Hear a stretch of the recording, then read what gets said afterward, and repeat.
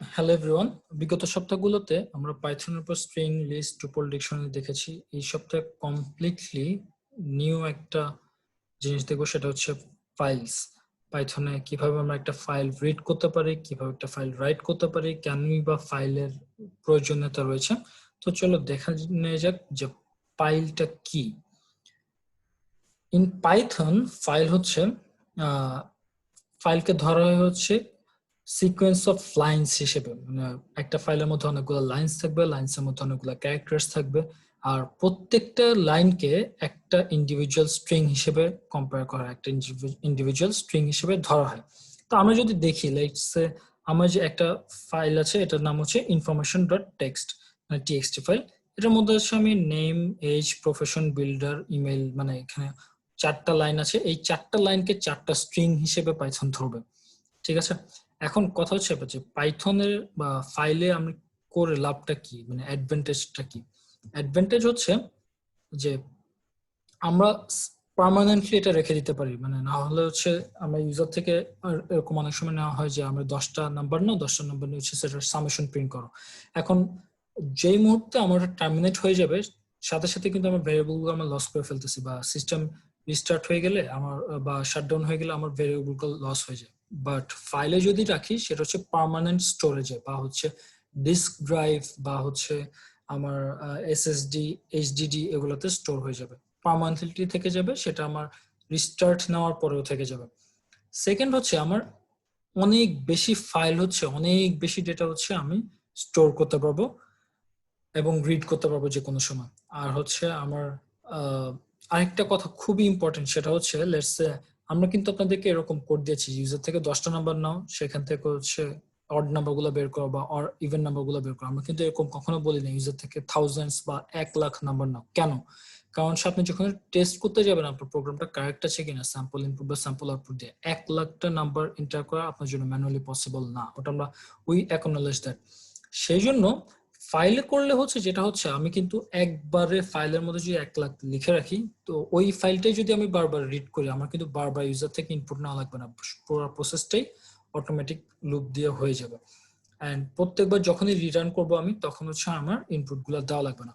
আর আরেকটা খুবই বড় বেনিফিট হচ্ছে, আমি একটা পাইথন ফাইল লিখলাম, আর মানে 10টা পাইথন ফাইল লিখলাম, 10টা পাইথন ফাইলে কিন্তু একটা ফাইলকে রিড করতে পারবে, এটা কোনো সমস্যাই না। ঠিক আছে, আরেকটা ব্যাপার হচ্ছে মানে ফাইল হচ্ছে ইজি টু অপারেট। আমি জাস্ট এটাকে লিখলাম gmail.com, আমি জাস্ট আরেকটা লাইন লিখলাম, দেন হচ্ছে কন্ট্রোল এস দিয়ে সেভ করে দিলাম, কোনো সমস্যাই হলো না আর কি।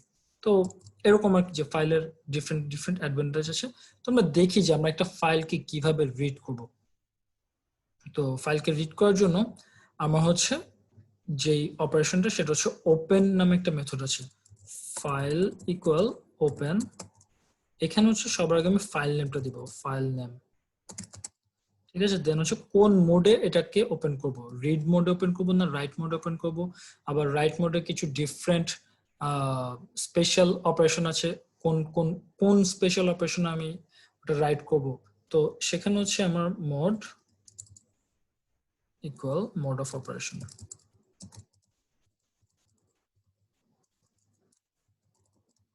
ঠিক আছে, তো কোন মোডে আমি অপারেট করব সেটা হচ্ছে কথা। এটা হচ্ছে গেল ফাইল ওপেন করা। এখন আমি একটা কথা বলে রাখতে চাই, সেটা হচ্ছে যে এটা করলে, ওপেন করলে, এই যে এটা, সেটা কিন্তু একটা ফাইল না, এটা হচ্ছে একটা ফাইল হ্যান্ডেল বলে আর কি, অফিসিয়াল নাম।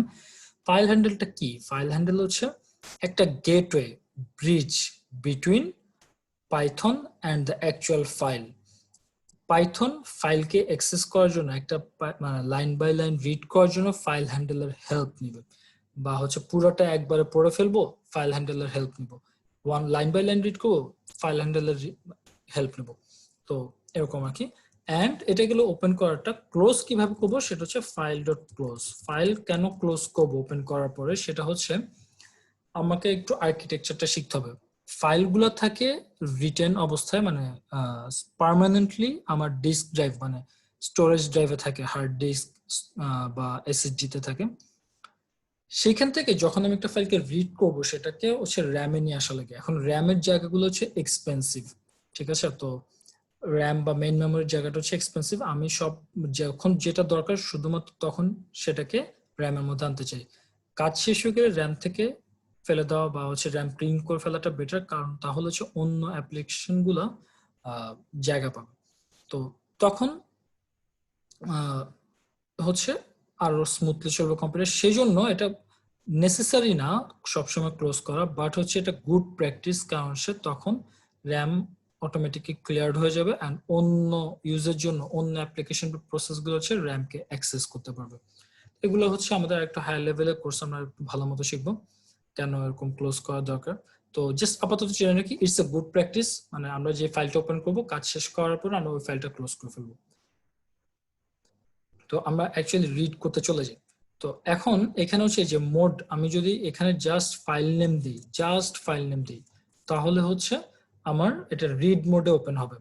আর যদি রাইট মোডে ওপেন করতে চাই, মানে রিড মোডে আরেকটা ওয়ে হচ্ছে এরকম স্ট্রিং এর মধ্যে আর দিয়ে দেওয়া, ডাব্লিউ দিলে হচ্ছে রাইট মোডে ওপেন হবে, এ দিলেও রাইট মোডে ওপেন হবে, এক্স দিলেও রাইট মোডে ওপেন হবে।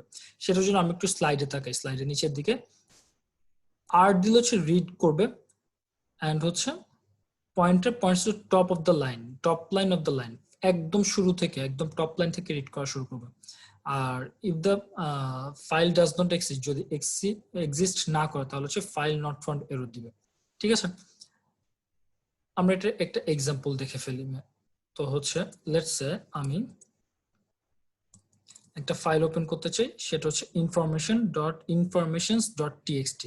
information.txt হচ্ছে আমি যদি সেম ফোল্ডারে এক্সিস্ট করে, লাইক এই যে আমার ফাইল টিউটোরিয়াল যেই ফোল্ডারে, সেম ফোল্ডারে information.txt, তাহলে হচ্ছে আমি জাস্ট information.txt দিলেই হয়ে যাবে, information.txt।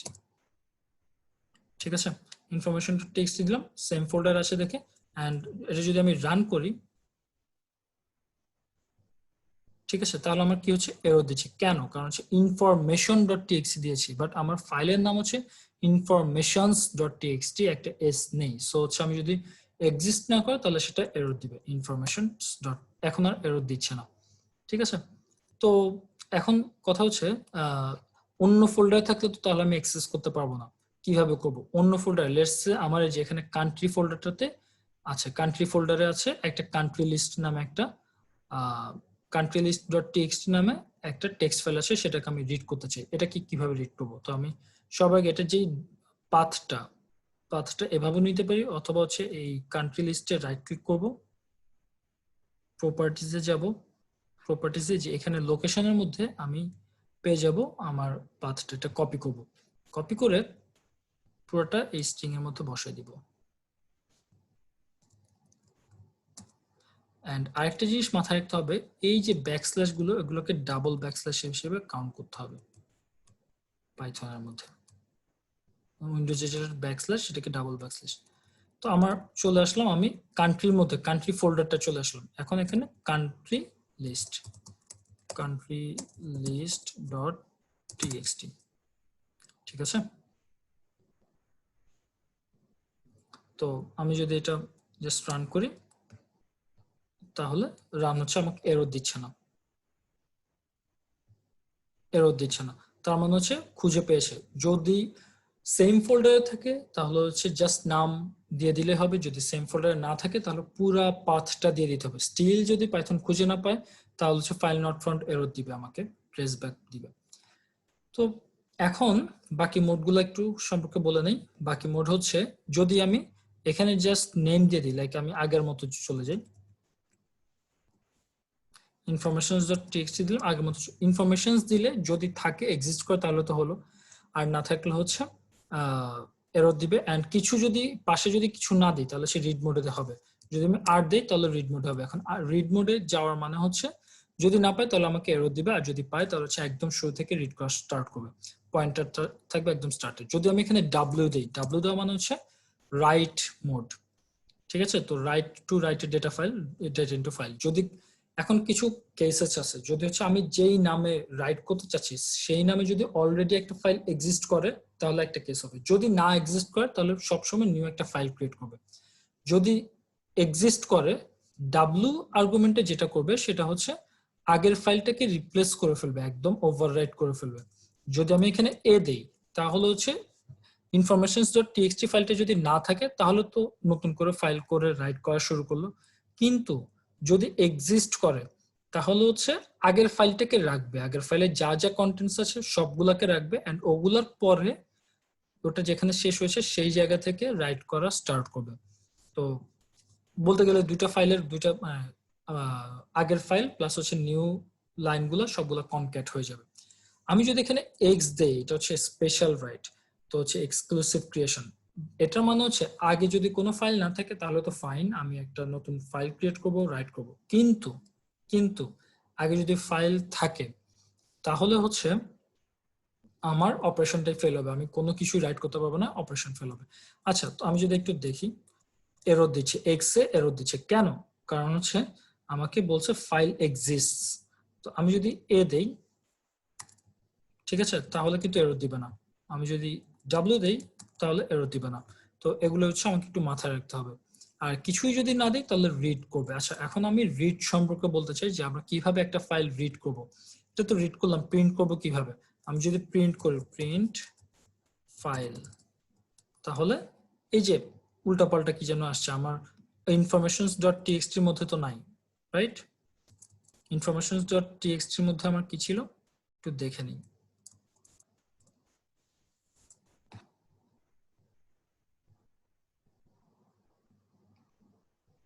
ও আচ্ছা, আমি এখানে কিছু ব্ল্যাঙ্ক লিখে রাখি, name equal Bob, email equal bob@gmail.com, আর হচ্ছে কান্ট্রি ইকুয়াল বাংলাদেশ।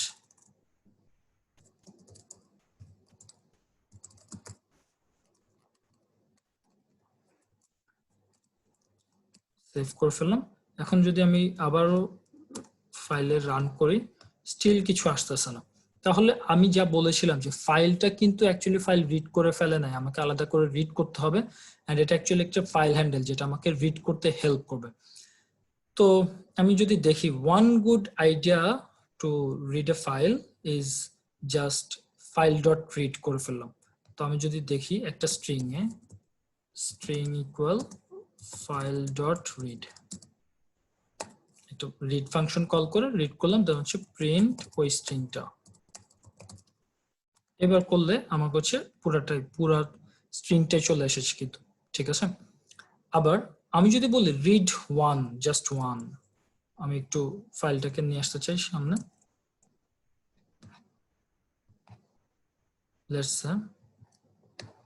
আমি যদি রিডের এখানে মানে একটা প্যারামিটার দিয়ে দিই ওয়ান, তাহলে হচ্ছে যতটা যে প্যারামিটার দিব অতটুক ক্যারেক্টার প্রিন্ট মানে রিড করবে। আমি যদি ওয়ান দিই জাস্ট কিন্তু এন দিচ্ছে, কারণ হচ্ছে আমি যে নেমের এন হচ্ছে। আমি যদি টু দেই এখানে তাহলে দুইটা ক্যারেক্টার রিড করবে, মানে হচ্ছে এই দিকে এন এ পর্যন্ত রিড করবে। তাহলে রান করি, এন এ পর্যন্ত। আমি যদি এখানে 20 দেই তাহলে 20টা ক্যারেক্টার রিড করবে, ঠিক আছে। এটা পুরোটা আপনি গুনে দেখলে হচ্ছে 20টা ক্যারেক্টার আসবে। তো এভাবে হচ্ছে মানে রিড ফাংশনটা দিয়ে হচ্ছে পুরো ফাইলটাকে একসাথে রিড করে একটা স্ট্রিং এ কনভার্ট করে ফেলা যায়। ওই স্ট্রিংটাকে প্রিন্ট করে দিলে পুরোটা হয়ে যায়। যদি আমি চাই যে কতটুকু ক্যারেক্টার পর্যন্ত আমি রিড করব তাহলে হচ্ছে ইন্ডিভিজুয়ালি আর্গুমেন্ট দেওয়া যায়।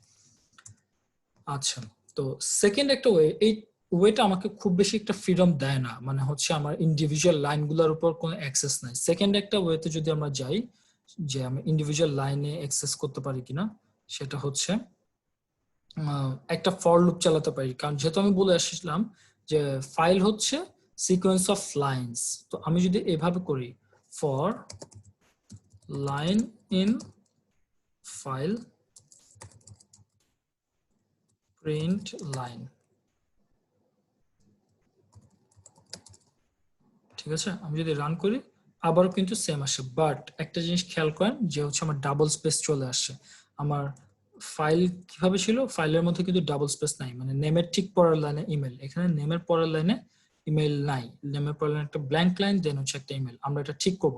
আচ্ছা, এখানে যদি আমি লাইন বাদে জাস্ট এবিসি দিতাম তাহলে কি কাজ করতো? অবশ্যই কাজ করতো, কারণ এটা জাস্ট এ ভ্যারিয়েবল নেম, ঠিক আছে, রান করলেও কাজ করবে। তো এটা হচ্ছে একটা ওয়ে।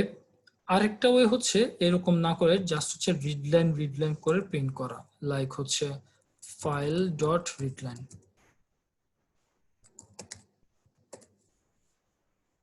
ঠিক আছে।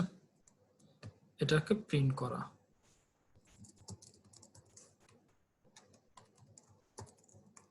Name equal Bob. আমি যদি আরেকবার এই লাইনটা হুবহু কপি করে পেস্ট করে দিই, মানে আরেকবার যদি রিডলাইন কমান্ডটা কল করে, তাহলে হচ্ছে আরেকটা প্রিন্ট হচ্ছে, এন্ড আবারও কিন্তু সেম আগের মতো একটা ব্যাকস্ল্যাশ এন প্রিন্ট হচ্ছে। এখন এটাকে যদি আমি লুপে ধরেন আমি ফার্স্টের 3টা লাইন প্রিন্ট করতে চাই, তাহলে for I in range for count in range 3,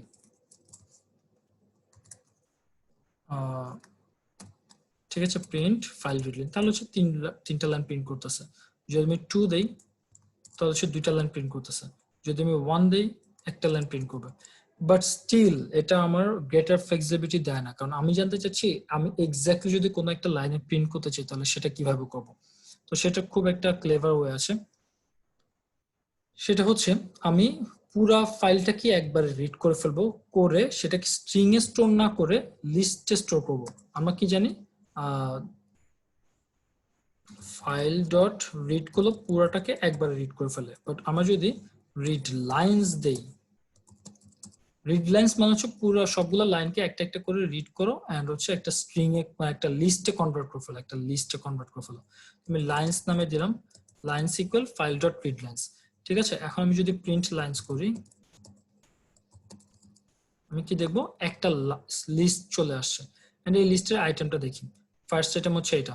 এখন এটা আসছে name equal to Bob and একটা ব্যাকস্ল্যাশ এন, এই জন্য মানে স্ট্রিং এর মধ্যে অলরেডি একটা ব্যাকস্ল্যাশ এন কিন্তু আছে লাস্টে, ঠিক আছে। সেই জন্য আমি প্রিন্ট করলে এই ব্যাকস্ল্যাশ এর জন্য একটা নিউ লাইন, আবার প্রিন্ট ফাংশনটাতে একটা নিউ লাইন প্রিন্ট করে, তো হচ্ছে ডাবল নিউ লাইন প্রিন্ট হয়ে যাচ্ছিল, সেই জন্য আমার এরর আসছে, মানে একটা ডাবল লাইন প্রিন্ট হয়ে যাচ্ছিল। তো আমি যদি এটাকে আবার করি অন্যভাবে, মানে এখন লিস্ট ডেটা স্ট্রাকচার হচ্ছে আমাদের সবার ফেভারিট, সো আমি যদি এভাবে করি for line in lines print line, তখন হচ্ছে আমার চলে আসছে, বাট ডাবল স্পেসের প্রবলেমটা থেকেই যাচ্ছে। তো আমি এটা ঠিক করার ট্রাই করবো একটু পরে, দেখি। এখন এই এক্সট্রা ব্ল্যাঙ্কটা কিভাবে ঠিক করা যায়, একটা হচ্ছে আমার লাইন তো করলাম, লাইন করে প্রিন্ট না করলাম আর কি, প্রিন্ট করে এন্ড ইকুয়াল একটা এমটি স্ট্রিং দিয়ে দিলাম, তখন হচ্ছে প্রিন্টের জন্য আমি আবার একটু বলে দিই আপনাকে, লাইনের জন্য প্রত্যেকটা লাইনে ইন্ডিভিজুয়াল আমি যদি একটু প্রিন্ট করি, প্রিন্ট লাইন্স, এই যে প্রত্যেকটা লাইনের মধ্যে ইন্ডিভিজুয়ালি একটা ব্যাকস্ল্যাশ এন ছিল, তো প্রিন্ট ব্যাকস্ল্যাশ এন, ঠিক আছে। তো প্রিন্টের জন্য একটা নিউ লাইন, ব্যাকস্ল্যাশ এর জন্য একটা নিউ লাইন। এখন আমি যদি বলে দিই প্রিন্টের জন্য তুমি নিউ লাইন ক্রিয়েট করো না, এন্ড ইকুয়াল এমটি স্ট্রিং, তাহলে কিন্তু জাস্ট এই ব্যাকস্ল্যাশ এনটা প্রিন্ট হবে, ঠিক আছে, এই ব্যাকস্ল্যাশ এনটা প্রিন্ট হবে। আরেকটা হচ্ছে এই ব্যাকস্ল্যাশ এনটা প্রিন্ট হলে এই যে দেখি আমি কিন্তু এরকম হচ্ছে, ঠিক আছে, সিমিলার মানে ডাবল লাইন প্রিন্ট হচ্ছে না। আরেকটা ওয়ে হচ্ছে আমি বললাম যে প্রিন্টকে ঠিকই রাখলাম, বাট আমি বললাম যে লাইন্স ডট স্ট্রিপ, স্ট্রিপ করে দিলে বা আর স্ট্রিপ করে দিলে আমরা জানি কি স্ট্রিপ করে দিলে দুই সাইডে যত হোয়াইট স্পেস আছে লাইক এন্টার বা নর্মাল স্পেস সবগুলোকে ডিলিট করে দিবে। তো সিমিলার এখানেও কিন্তু হচ্ছে, বাট হোয়াট ইফ আমি এখানেও দিলাম আবার এন্ড ইকুয়াল জাস্ট এমটি স্ট্রিংও দিলাম, তখন কি হবে, এই যে নেম ইকুয়াল আমি যদি একটু একটু বড় করি, name equal to bob, then email equal bob.gmail@gmail.com, সব একই লাইনে প্রিন্ট হয়ে যাচ্ছে, so it's not also a good idea. তো জাস্ট আইদার যে কোনো একটা করবো, আবার আইদার প্রিন্ট করবো এন্ড লাইনকে স্ট্রিপ করবো, অথবা প্রিন্ট করবো, প্রিন্ট মানে নিউ লাইন প্রিন্ট না করার জন্য এন্ড দিব এন্ড লাইনকে স্ট্রিপ করবো না, তো হচ্ছে আমার আগের মতো প্রিন্ট হয়ে যাবে। তো এই ছিল আমাদের হচ্ছে কিভাবে আমরা একটা ফাইল রিড করতে পারি, আমরা আরো দেখাবো।